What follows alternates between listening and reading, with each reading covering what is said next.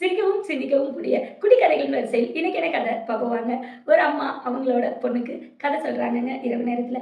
அப்போ அந்த கதையில அவங்க சொல்ற விஷயம், நம்மளோட மனசுல 2 மிருகங்கள் எப்பொழுதுமே இருக்கு.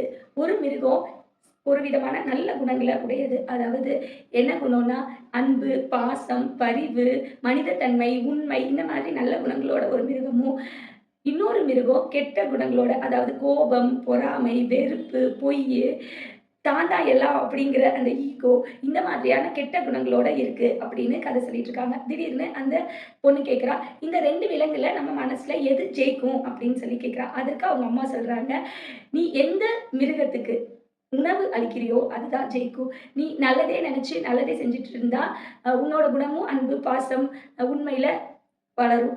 ஆனா, நீ கெட்டதே செஞ்சுகிட்டு இருந்தேன்னா, கோபம், பொறாமை இதெல்லாம் தான் உனக்கு வரும். அதனால எதற்கு நீ உணவு கொடுக்கிறியோ, அதுதான் வளரும். நல்ல விஷயங்களுக்கு தான் நம்ம முக்கியத்துவம் குடுக்கணும். நல்லதையே நினைப்போம், நல்லதையே செய்வோம், நல்லதையே பேசுவோம் அப்படின்னு அவங்க அம்மா அந்த குழந்தைக்கு சொல்றாங்க. கதையோட நீதிங்க. நல்லவங்களா இருக்கிறது ரொம்ப கஷ்டம் தாங்க. ஆனா, எப்பொழுதுமே நல்லவங்களா இருக்கிறதுக்கு நல்லதையே நினைக்கணுங்க, நல்லதையே செய்யணுங்க. நல்லதே செஞ்சு எப்பொழுதுமே நல்ல பேர் எடுத்து வாழ்வோங்க. இந்த மாதிரி சுவாரஸ்யமான நீதி கதைகள் கேட்க, டேஸ் மணி அப்படிங்கிற யூடியூப் சேனல சப்ஸ்கிரைப் பண்ணிக்கோங்கங்க.